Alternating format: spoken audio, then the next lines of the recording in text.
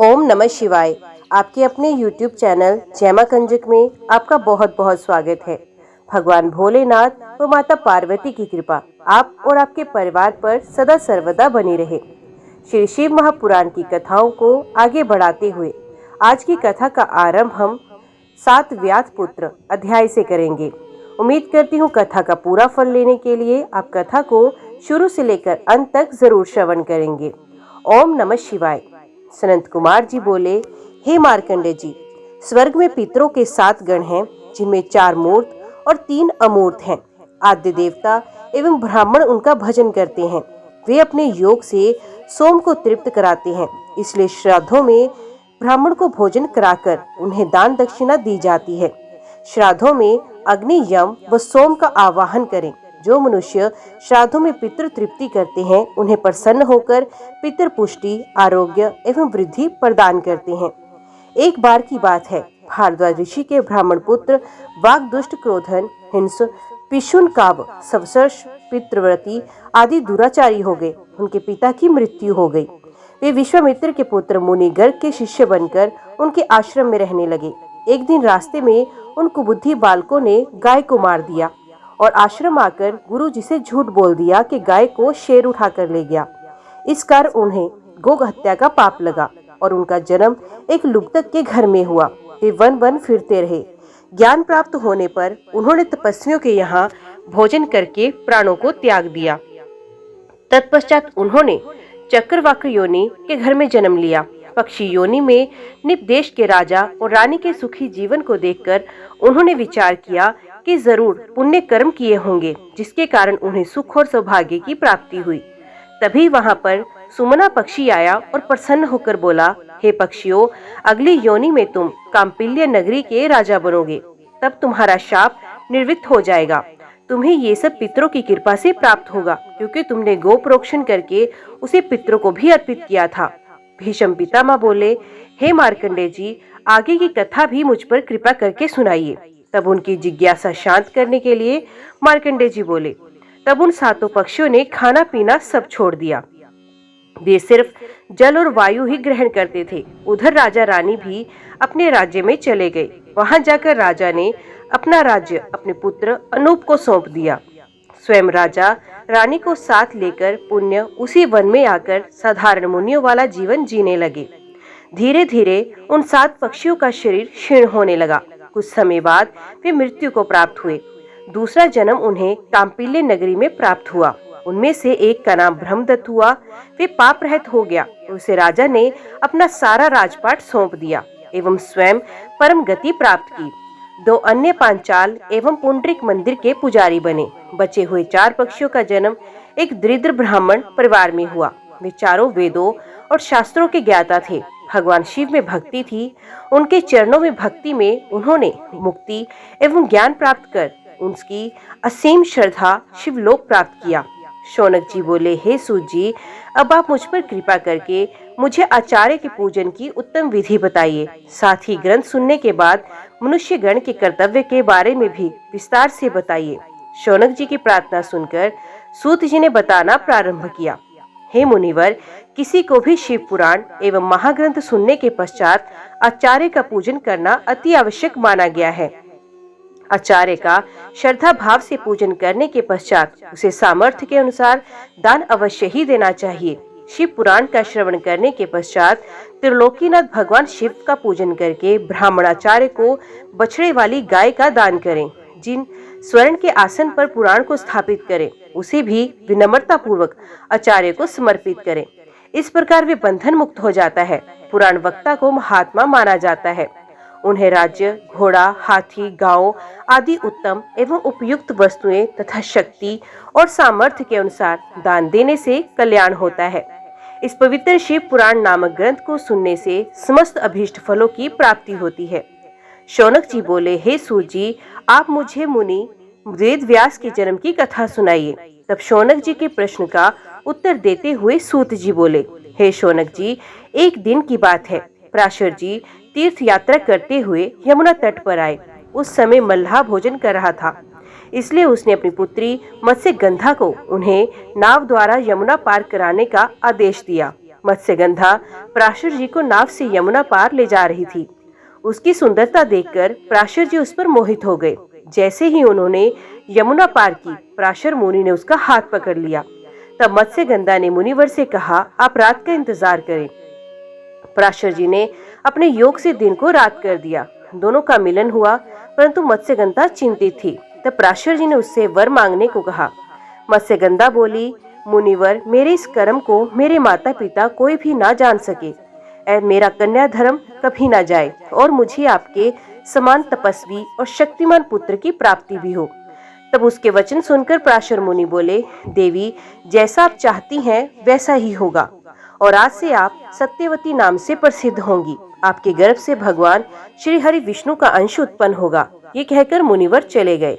नियत समय आने पर सत्यवती ने सूर्य के समान महातेजस्वी पुत्र को जन्म दिया। पुत्र माता की आज्ञा लेकर तपस्या करने गया और जाते समय उसने माता से कहा कि कोई भी कष्ट पड़ने पर मुझे अवश्य याद करना। सत्यवती अपने घर लौट आई और व्यास जी तपस्या में लीन हो गए। वेदों की शाखाओं का अध्ययन करने से वे वेद व्यास के नाम से प्रसिद्ध हुए। फिर वे तीर्थ स्थानों के भ्रमण के लिए निकल पड़े। एक बार शिवलिंग का दर्शन करने के पश्चात उनके मन में विचार आया कि कोई ऐसा सिद्धिदायक लिंग हो जिसकी आराधना और भक्ति करने से सब विद्याएं प्राप्त हो जाएं और अभीष्ट फलों की प्राप्ति हो। यही सोचकर वे ध्यान मगन हो गए। तभी उन्हें ज्ञात हुआ कि धर्म, अर्थ, काम और मोक्ष देने वाले अति मुक्त महाक्षेत्र में मध्येश्वर लिंग स्थित है। वेद व्यास जी ने गंगा में स्नान करने के व्रत आरंभ कर दिया। उन्होंने भोजन त्याग दिया। वे पहले फलाहारी रहकर पूजन करने लगे। फिर उन्होंने सिर्फ जल ही ग्रहण किया। फिर उन्होंने सिर्फ हवा को ग्रहण करते हुए अपना पूजन आरंभ किया। तत्पश्चात उन्होंने निराहारी रहकर भगवान शिव की उत्तम तपस्या की। उनकी इस दुस्सह साधना से शिव जी प्रसन्न हुए और वेद व्यास जी को दर्शन दिए। देवादिदेव महादेव जी को साक्षात अपने सामने पाकर वेद व्यास जी उनकी स्तुति करने लगे। वे बोले, हे देवादिदेव कल्याणकारी शिव, आप मन और वाणी से अगोचर हैं। वेद भी आपकी महिमा को पूर्ण रूप से नहीं जानते। आप ही सृष्टि के रचनाकर्ता, पालन करता और संहार करता है। सर्वशक्तिमान ईश्वर, आप ही जन्म मरण, देश कुल आदि से रहित हैं। आप ही त्रिलोक के स्वामी हैं। इस प्रकार व्यास जी ने शिव जी की स्तुति की। प्रसन्न होकर शिव जी बोले, हे व्यास जी, तुम मन चाहा वर मांगो। तब व्यास जी बोले, स्वामी, आप तो सर्वज्ञ सर्वेश्वर हैं, आपसे कुछ भी छिपा नहीं। तब त्रिलोकीनाथ भगवान शिव बोले, मुनिवर, मैं तुम्हारे कंठ में स्थित होकर तुम्हारी इच्छा के अनुसार इतिहास एवं महापुराणों की रचना करूंगा। तुम्हारे द्वारा प्रयोग में लाए गए स्तुति अष्टक का जो भी शिवलिंग के सामने बैठकर 1 वर्ष तक तीनों काल में मेरी स्तुति करेगा, उसकी सभी मनोकामनाएं अवश्य पूर्ण होंगी। ये कहकर महादेव जी अंतर्ध्यान हो गए। भगवान शिव की कृपा से वेद व्यास जी ने ब्रह्म, पद्म, विष्णु, शिव, भागवत, भविष्य, नारद, मार्कंडेय, अग्नि, ब्रह्मवैवर्त, लिंगवारा, कूम, मत्स्य, गरुड़, वामन, ब्रह्मांड आदि 18 महापुराणों की रचना की। ये सभी पुराण पुण्य और यश देने वाले हैं। इनको श्रद्धा पूर्वक भक्ति भावना से पढ़ने अथवा सुनने से मुक्ति प्राप्त होती है तथा समस्त पाप नष्ट हो जाते हैं। हे मुनिवर, अब मैं आपको जगत जननी माता उमा के विषय में बताता हूँ। स्वारोचिष नामक मनवंतर में विर्थ नाम के राजा हुए हैं। उनका सुर्थ नामक पुत्र बहुत वीर और पराक्रमी था। वे महादानी भी था। वे देवराज इंद्र के समान पराक्रमी था। उसके राज्य में प्रजा बहुत सुखी थी। एक बार उस पर 9 राजाओं ने एक साथ आक्रमण किया। युद्ध में उसे हराकर उसके राज्य पर अपना कब्जा कर लिया। सुर्थ घोड़े पर सवार होकर वन को चला गया। वन में राजा सुर्थ ने एक सुंदर आश्रम देखा। वहां पर सभी जीव जंतु शांत वातावरण में विचरण कर रहे थे। आश्रम में स्वागत पाकर राजा वहीं रहने लगा। एक दिन की बात है। राजा सुर्थ मन ही मन ये विचार करने लगा कि मैं अपने दुर्भाग्य के कारण अपना राज्य खो बैठा हूँ। सुर्थ ये सोच ही रहा था, तभी आश्रम में एक वैश्य आया। वे आकर राजा के पास ही बैठ गया। उसे दुखी देखकर राजा ने उससे उसके दुख का कारण जानना चाहा। तभी वैश्य आंखों में आंसू लिए बोला, राजन, मैं समाधि नामक वैश्य हूँ। मैं एक अत्यंत धनाढ्य कुल में उत्पन्न हुआ, परंतु मेरे पुत्र पौत्र आदि ने धन के लालच में ही मुझे घर से बाहर निकाल दिया। राजा सूरत और वैश्य समाधि आपस में बात ही कर रहे थे कि वहाँ ऋषि मेधा आ गए और बोले, राजन, इस संसार में सबको आकर्षित और मोहित करने वाली सनातनी माया देवी सत्य रूपा ही हैं। वे ही जगत की रचना, पालन और संहार करती हैं। प्रलय के समय भगवान श्री हरि विष्णु शेष शैया पर योग निद्रा में सोए हुए थे। उसी समय उनके कान की मैल से दो राक्षस प्रकट हुए। उनके नाम थे मधु और कैटब। वे दोनों राक्षस विष्णु जी की नाभि कमल में स्थित ब्रह्मा जी को मारने के लिए दौड़े। उन महादैत्यों को इस प्रकार अपनी ओर आता देखकर ब्रह्मा जी महामाया देवी परमेश्वरी का ध्यान करके उनकी स्तुति करने लगे। वे बोले, हे महामाया, शरणागतों की रक्षा करने वाली इन महादैत्यों से मेरी रक्षा कीजिए। मैं आपको बारंबार प्रणाम करता हूँ। आप मधु कैटब दोनों दैत्यों को मोहित करें और नारायण श्री हरि विष्णु को जगाकर मेरी रक्षा करें। इस प्रकार ब्रह्मा जी की स्तुति एवं प्रार्थना सुनकर महामाया देवी फाल्गुन माह की शुक्ल पक्ष की द्वादशी को प्रकट होकर संसार में महाकाली नाम से जग प्रसिद्ध हुई। तभी देवी ने ब्रह्मा जी को प्राण रक्षा का आश्वासन दिया। योग माया के रूप में वे विष्णु जी के नेत्रों से बाहर आई तो विष्णु जी जाग गए। उन दैत्यों को देखकर क्रोधित श्री हरि उन्हें मारने दौड़े। तब वे बोले, हमारा वध आप वहीं कर पाएंगे जहाँ पृथ्वी पर जल नहीं होगा। तब भगवान विष्णु ने मधु और कैटब नामक दोनों महादैत्यों को अपनी जंघाओं पर लेटाकर अपने सुदर्शन चक्र से उनका सर काटकर ब्रह्मा जी की रक्षा की। ऋषि बोले, दैत्यों के कुल में जन्मे महादैत्य रंभासुर का महिषासुर नामक पुत्र महावीर और पराक्रमी था। उसने समस्त देवताओं को युद्ध में परास्त करके स्वर्ग पर अपना अधिकार स्थापित किया। तब सभी देवता दुखी होकर ब्रह्मा जी और विष्णु जी को अपने साथ लेकर भगवान शिव के पास पहुँचे। उन्होंने भगवान शिव को सारी बातें विस्तार पूर्वक सुनाई।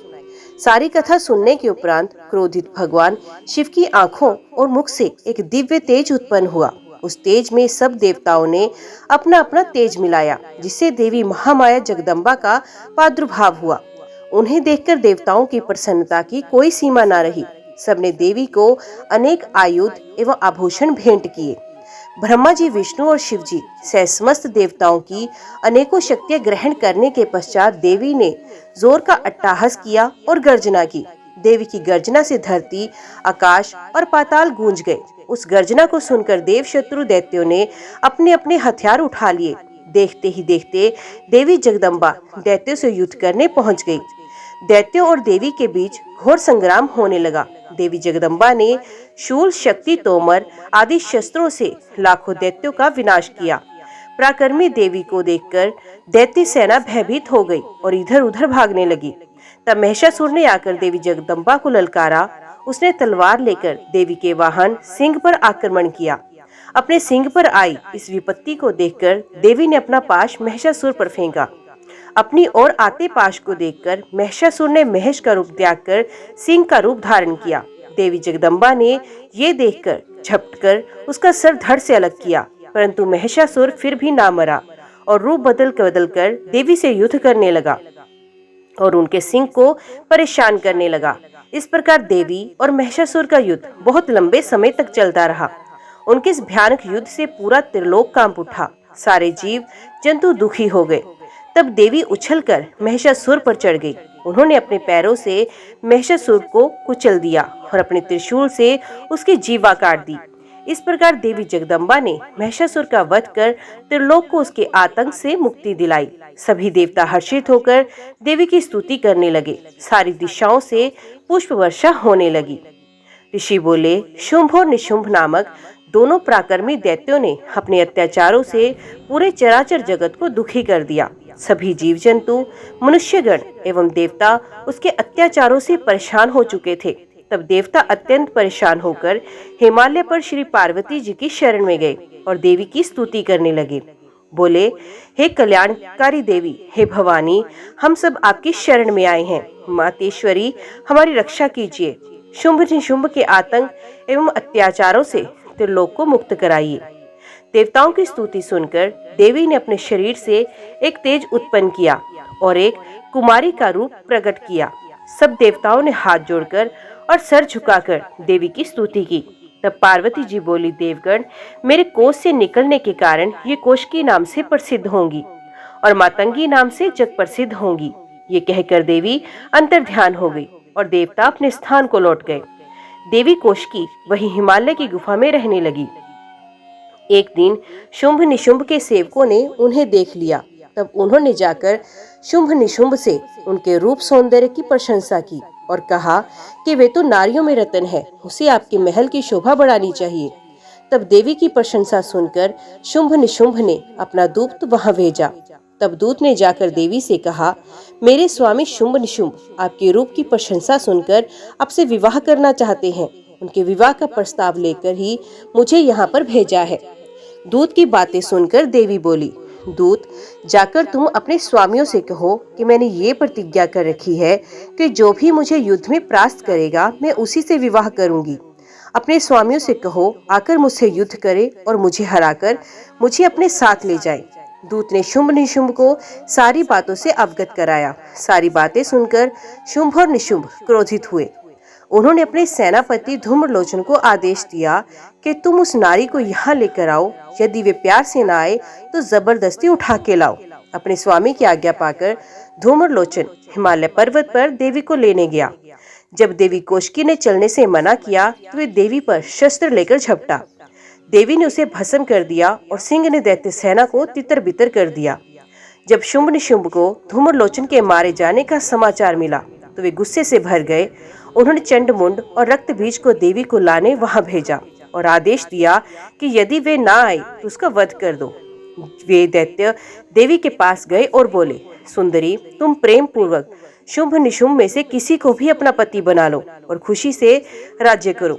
ये सुनकर देवी बोली, हे दैत्यों, मैं तो सूक्ष्म प्रकृति हूँ। ब्रह्मा विष्णु सहित सभी देवता मेरी आराधना और स्तुति करते हैं। यदि तुम में शक्ति है तो मुझे युद्ध में हराकर यहाँ से ले जाओ। देवी, यदि आप ऐसा ही चाहती हैं तो ठीक है। ये कहकर दैत्यों ने देवी पर बाणों की वर्षा शुरू कर दी। तब क्रोधित देवी ने अपने खड्ग से चंडमुंड और रक्तबीज का वध कर दिया। राजन ने कहा, चंडमुंड और रक्तबीज के मर जाने पर शुंभ निशुंभ ने क्या किया? ऋषि बोले, जब शुंभ निशुंभ को पता चला कि चंडमुंड और रक्तबीज को देवी ने मार दिया है, तब वे स्वयं अस्त्र शस्त्र से सुसज्जित होकर युद्ध भूमि की ओर चल दिए। जब देवी कोशकी ने देखा कि शुंभ और निशुंभ अपनी सेना के साथ युद्ध करने आ रहे हैं तो उन्होंने घंटा बजा दिया। इस ध्वनि को सुनकर देवी का सिंह गर्जना करने लगा। देवी ने भी धनुष हाथों में लेकर बाणों की वर्षा शुरू की। जब शुंभ और निशुंभ ने देवी कोशकी के अद्भुत रूप सौंदर्य को देखा तब देवी को देखकर वे बोले, हे सुंदरी, आप इस कोमल शरीर के साथ युद्ध करेंगी? उनकी बात सुनकर देवी ने अत्यंत क्रोधित होकर बाण, त्रिशूल एवं परशु से एक साथ उन पर आक्रमण आरंभ कर दिया। देखते ही देखते युद्ध क्षेत्र में रक्त की नदियां बह निकली। दैत्य सेना देवी के प्रहारों के सम्मुख फीकी पड़ने लगी। दैत्य इधर उधर भागने लगे। अपनी विशाल सेना को इस प्रकार भयभीत होकर इधर उधर भागते देखकर निशुंभ देवी के सम्मुख जाकर बोला, हे देवी, यदि युद्ध करना ही है तो मुझसे करो। बेचारे सिपाहियों को क्यों मार रही हो? ये कहकर निशुंभ ने देवी पर बाण वर्षा शुरू की। देवी ने भी उत्तर में बाण वर्षा शुरू की। उन्होंने अपने बाणों से निशुंभ के सभी अस्त्र शस्त्र काट दिए। तब उन्होंने विष मुझे बाणों से निशुंभ को मार दिया। अपने भाई निशुंभ को इस प्रकार देवी के हाथों मरते देखकर शुंभ स्वयं देवी से युद्ध करने आगे आया। उसे सामने देखकर चंडिका देवी ने भयानक अट्टहास किया, जिसे सुनकर दैत्य सेना भयभीत हो गई। तब शुंभ ने प्रज्वलित शक्ति से देवी पर आक्रमण किया। देवी ने अपने बाणों से उसके टुकड़े टुकड़े किए और हाथ में त्रिशूल लेकर उसे शुंभ की छाती में घोंप दिया। तत्पश्चात घायल शुंभ देवी को मारने के लिए दौड़ा, परंतु देवी ने चक्र से उसका सर काट दिया। ये देखकर अन्य दैत्य पाताल लोक को चले गए। ऋषियों ने पूछा, हे सूत जी, अब आप हमसे देवी उमा के अवतार एवं प्रादुर्भाव की कथा का वर्णन कीजिए। तब ऋषियों के प्रश्न का उत्तर देते हुए सूत जी बोले, एक बार की बात है, देवताओं की युद्ध में विजय हुई।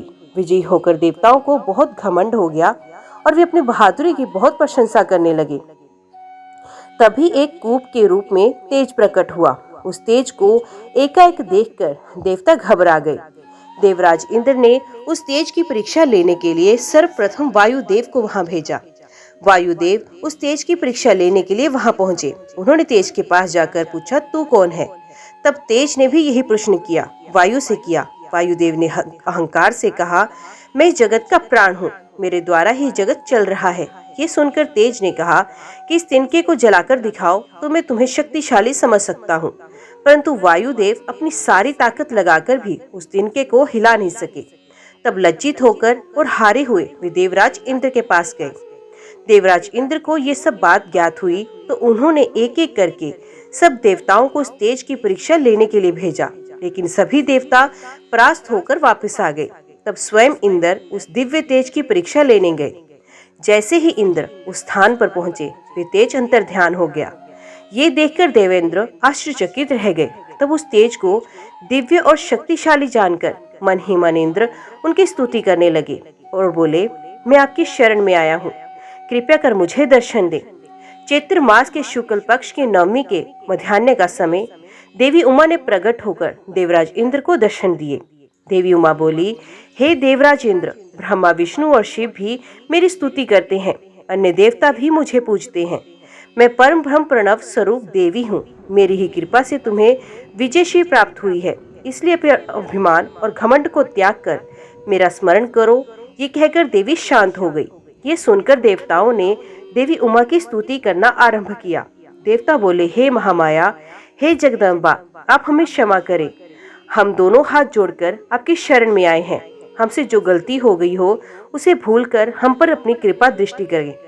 ये कहकर देवता माँ देवी की स्तुति करने लगे। सूत जी बोले, ऋषिगण, एक बार की बात है, एक महापराक्रमी रुद्र के पुत्र दुर्गम ने ब्रह्मा जी की कठोर तपस्या की। उसने ब्रह्मा जी से वरदान में वेद प्राप्त किए। वे अपने को महाशक्तिशाली समझने लगा और वे देवताओं को कष्ट देने लगा। उसने पृथ्वी पर उपद्रव करने प्रारंभ कर दिए। वेदों के ना रहने पर सारी क्रियाएं चली गई। ब्राह्मणों ने धर्म का त्याग कर दिया। प्रजा पर यह संकट आया हुआ देखकर सभी देवी देवता उमा माँ की शरण में गए। देवता स्तुति करते हुए बोले, हे महादुर्गे, हे जगदम्बिके, जिस प्रकार आपने शुंभ निशुंभ का वध करके हमारी रक्षा की, उसी प्रकार इस दुष्ट का भी वध करके अपने शरणागतों की रक्षा करो। इस प्रकार देवताओं की स्तुति सुनकर देवी की आंखों से आंसू बहे। तब उस जल की धाराओं से धरती पुण्य हरी भरी हो गई। वृक्ष और औषधियां फूलने लगी। नदियां, तालाब और समुद्र जल से सरोवर हो गए। ये देखकर देवता देवी उमा से बोले, हे मातेश्वरी, कृपा कर वेदों को भी वापस दिला दीजिए। तब देवी ने वेद लौटाने का आश्वासन देकर उन्हें विदा किया। देवता अपने अपने धाम को चले गए। तभी देवी को देवताओं का हित करने वाली जानकर दुर्गम ने उन पर आक्रमण किया। देवी ने भी पलटकर वार करना आरंभ किया। देखते ही देखते देवी उमा और दुर्गम के बीच भयानक युद्ध हुआ। चारों ओर से बाणों की वर्षा होने लगी। उस समय देवी उमा बहुत क्रोधित हुई। तब उनके शरीर से काली, तारा, छिन्नमस्तिका, श्रीविद्या, भुवनेश्वरी, रोरवी, बगुला, थमरा, त्रिपुरा, मातंगी नामक 10 देवियां प्रकट हुई। देखते ही देखते देवियों ने दैत्यों की 100 अक्षौहिणी सेना का नाश कर दिया, उसे तितर बितर कर दिया। तत्पश्चात देवी ने अपने त्रिशूल से दैत्येंद्र दुर्गम का वध किया। देवी ने उससे वेद छीनकर देवताओं को सौंप दिए। प्रसन्न देवता महामाया देवी उमा की स्तुति करने लगे। देवता बोले, हे मातेश्वरी, आपने हमारी रक्षा के लिए अनंताभिक्षा रूप रखा, इसलिए आप शताक्षी नाम से जग प्रसिद्ध होंगी। शोक द्वारा लोकहित करने के कारण शाकुंभरी और दुर्गम नामक दैत्य का वध करने के कारण दुर्गा कहलाएंगी।